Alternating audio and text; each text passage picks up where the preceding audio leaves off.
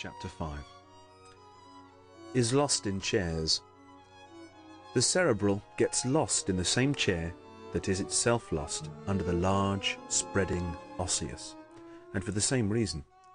Built for the average, chairs are much too large for the cerebral, as they are too small for the big bony man. So the cerebral's legs dangle and his arms don't reach. Dislikes social life.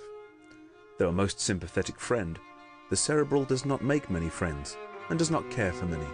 He is too abstract to add to the gaiety of social gatherings, for these are based on the enjoyment of the concrete. Enjoys the intellectuals. Readers, thinkers, writers, intellectuals like himself are the kinds of people the cerebral enjoys most. Another reason why he has few friends is because these people, being in the great minority, are not easy to find. Ignores the ignorant. People who let others do their thinking for them, and those who are not aware of the great things going on in world movements, are not popular with this type. He sometimes has a secret contempt for them, and ignores them as completely as they ignore him. Avoids the limelight. Modesty and reserve, almost as marked in the men as in the women, characterize this extreme type.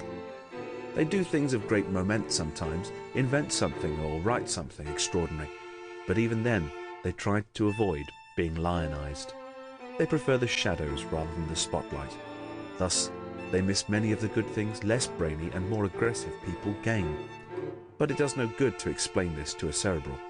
He enjoys retirement and is constantly missing opportunities because he refuses to mix.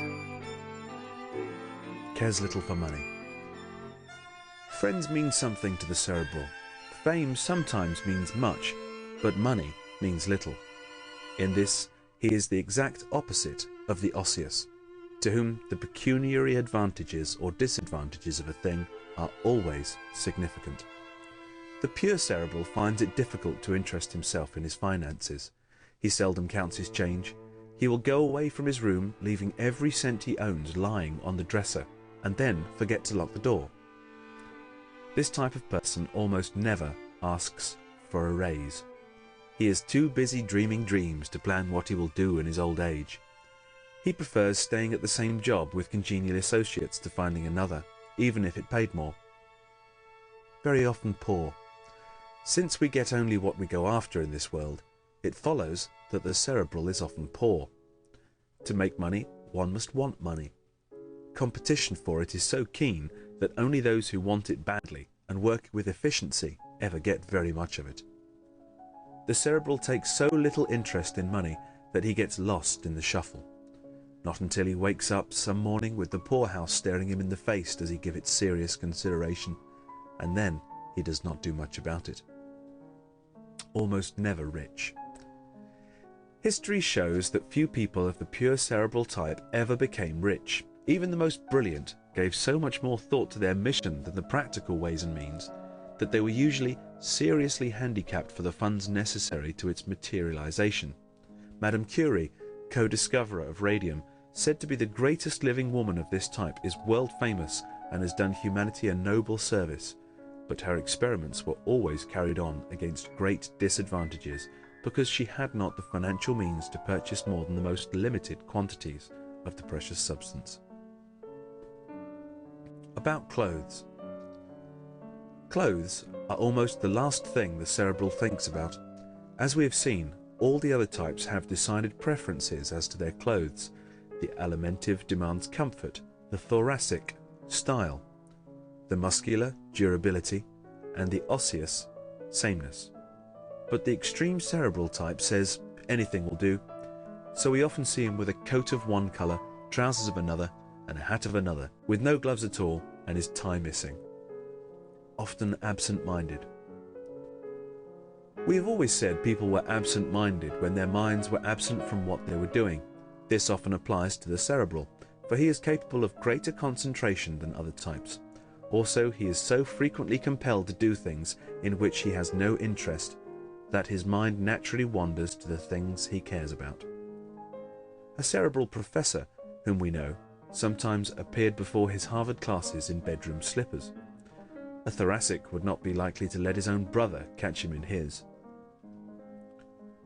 Writes better than he talks. The poor talker sometimes surprises us by being a good writer. Such a one is usually of the cerebral type. He likes to think out every phrase of a thing and put it into just the right words before giving it to the world. So many a cerebral who does little talking outside his intimate circle does a good deal of surreptitious writing. It may be only the keeping of a diary, jotting down memoranda, or writing long letters to his friends, but he will write something. Some of the world's greatest ideas have come to light first in the forgotten manuscripts of people of this type who died without showing their writings to anyone. Evidently they did not consider them of sufficient importance, or did not care as much about publishing them as putting them down. An inveterate reader. Step into the reference rooms of your city library on a summer's day, and you'll stand more chance of finding examples of this extreme type there than in any other spot. You may have thought these extreme types are difficult to locate, since the average American is a combination, but it is easy to find any of them if you look in the right places. In every case you will find them in the very places where a study of human analysis would tell you to look for them. Where to look for pure types? When you wish to find some pure alimentives, go to a restaurant that is famous for its rich foods.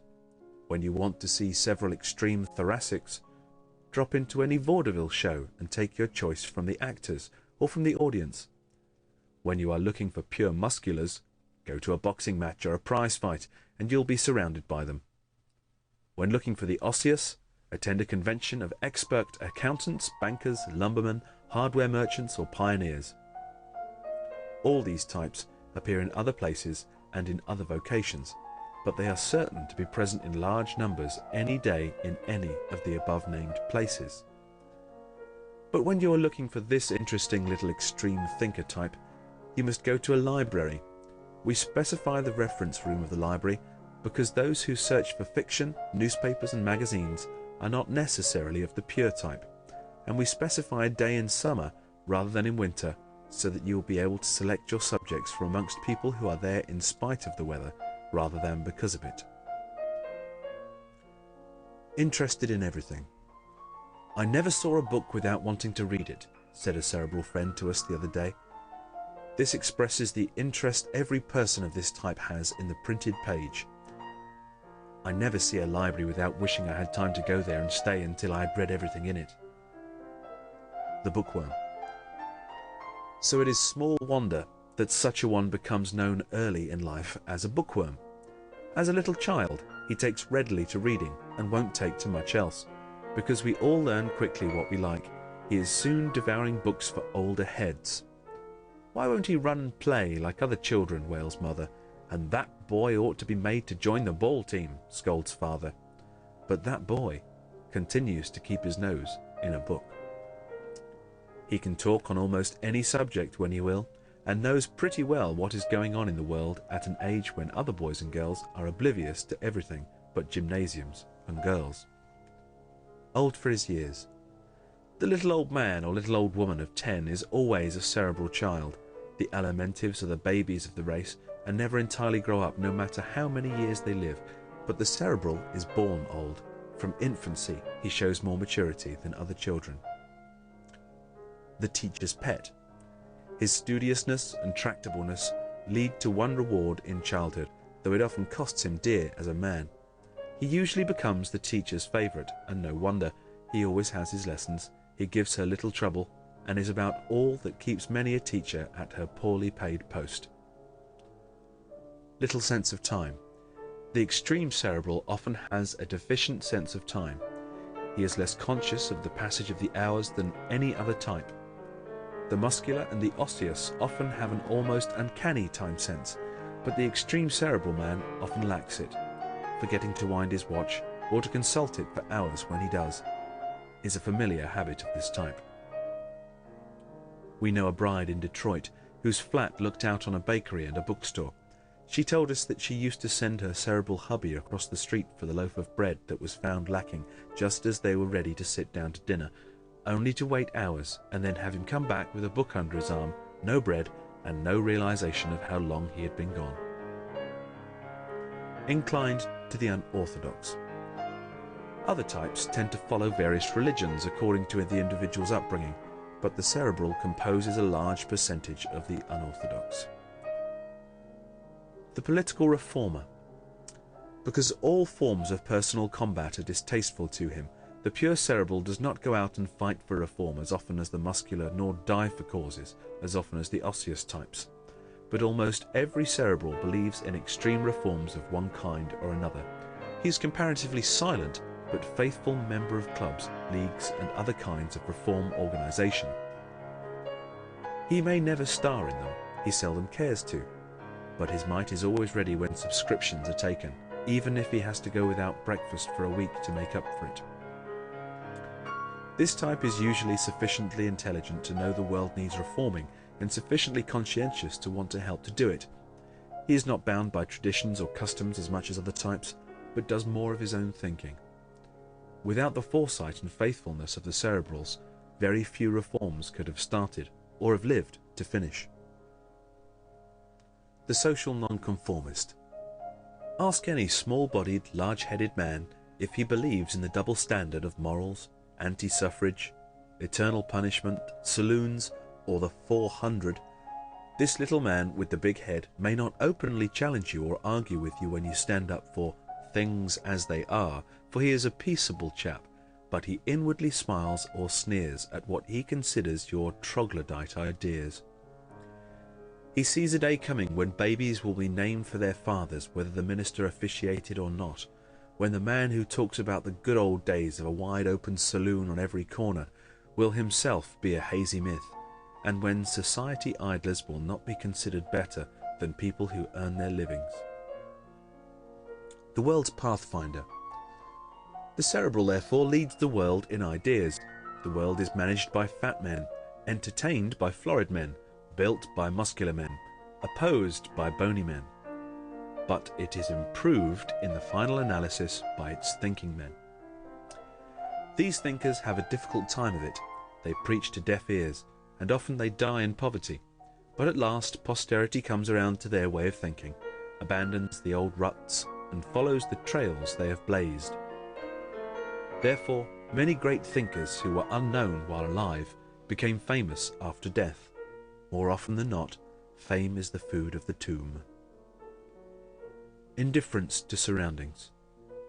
A wise man it was who said, "Let me see a man's surroundings and I will tell you what he is."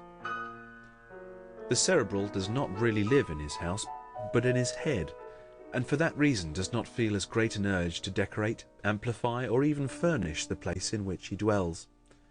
Step into the room of any little-bodied, large-headed man, and you'll be struck by two facts: that he has fewer gimcracks and more journals lying around than the rest of your friends.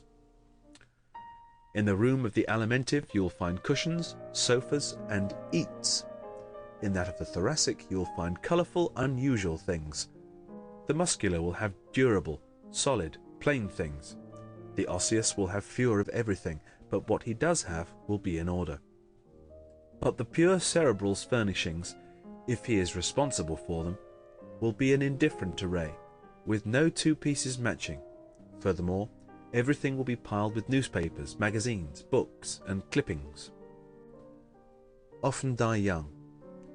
The good die young is an old saying which may or may not be true, but there is no doubt that the extreme cerebral type of individual often dies at an early age. The reason is clear. An efficient but controlled assimilative system is the first requisite for long life, and the pure cerebral does not have an efficient one.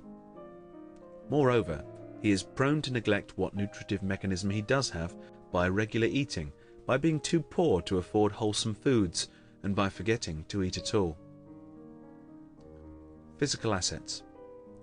By reason of his deficient physicality, the cerebral cannot be said to possess any decided physical assets. But two tendencies which help decidedly to prolong life are undereating and his refusal to dissipate. It's been said many times by the best-known experts that more deaths are caused annually in America by overeating than by any other two causes. Undereating is a very necessary precaution, but the cerebral carries it too far. The cerebral, lacking a large alimentary system, is not tempted to overload his stomach or overtax his vital organs, and because he is a highly evolved type, possessing little of the instincts which are at the bottom of most dissipation, he is not addicted to late hours, wine, women, or excitement. Diseases he is most susceptible to. Nervous diseases of all kind most frequently afflict this type. His nervous system is supersensitive. It breaks down more easily and more completely than that of more elemental types, just as a high-powered car is more easily wrecked than a truck. Music he likes. Highbrow music is kept alive mostly by highbrows. While the other types cultivate a taste for the grand opera or simulate it because it is supposedly proper, the cerebral really enjoys it. In the top gallery at any good concert, you will find many cerebrals. Entertainment he prefers. The serious drama and education lectures are other favourite entertainments of the cerebral. He cares little for vaudeville, girl shows or claptrap farces. The kind of programme that keeps the fat man's smile spread from ear to ear takes the cerebral to the box office for his money. A steady patron at the movies. The cerebral goes to the movies more than any other type save the fat man, but not for the same reasons. The large-brained, small-bodied man cares nothing for most of the recreations with which the other types amuse themselves, so the theatre is almost his only diversion. It is oftentimes the only kind of entertainment within the reach of his purse, and it deals with many different subjects, in almost all of which the pure cerebral has some interest. Don't laugh at same things. But if you'll notice next time you go to a movie, it will be clear to you that the fat people and the large-headed people do not laugh at the same things. The pie-throwing and cutie coquette that convulse the 200-pounder fail to so much as turn up the corners of the other man's mouth. And the subtle things that amuse the cerebral go over the heads of the pure alimentives. Cares for no sports. But the fat man and the large-brained man have one trait in common. Neither of them cares for strenuous sports. The fat man dislikes them because he is too heavy on his feet. The cerebral dislikes them because he is too heavy at the opposite extremity. He expends what little energy he has in mental activities, so has none left for violent physical exertion. Likes mental games. This type enjoys quiet games requiring thought. Chess and checkers are favourites with them. The impersonal. The cerebral is the most impersonal of all types. While the alimentive tends to measure everything from the standpoint of what it can do for him personally, the cerebral tends to think more impersonally and to be interested in many things outside of his own affairs. Lacks pugnacity. Primitive things of every kind are distasteful to the cerebral. The instincts of digestion, sex, hunting and pugnacity are but little developed in him. He is therefore a man who likes harmony, avoids coming to blows, and goes out of his way to keep the peace. Such a man does not go hunting, and seldom owns a gun. He dislikes to kill or harm any creature. The cleverest crook. The cerebral is usually a naturally moral person, but when lacking in conscience, either through bad training or other causes, he occasionally turns to crime for his income. This is because his physical frailty makes it difficult for him to do heavy work, while his mentality enables him to think out ways and means of getting a living without it. Though the clumsy criminal may belong to any type, the cleverest crooks, those who defy detection for years, always have a large element of the cerebral in their makeup. Big brains in little jobs.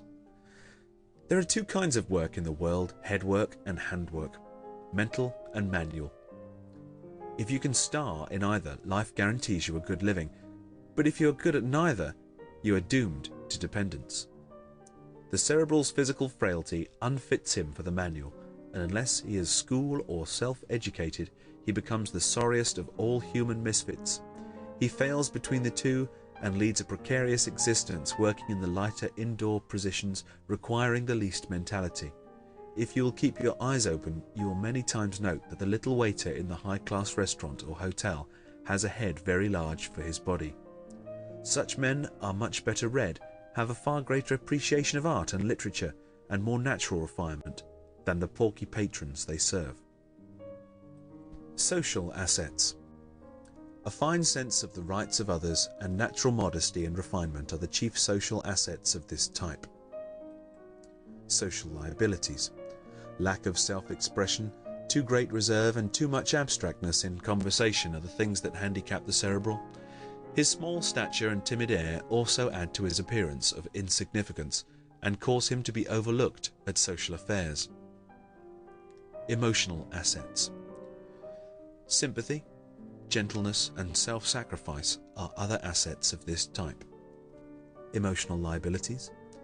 A tendency to nervous excitement and to a lack of balance are the chief emotional handicaps of this type. Business assets. This type has no traits which can properly be called business assets. He dislikes business, is repelled by its standards, and has no place in any of its purely commercial branches. Business liabilities.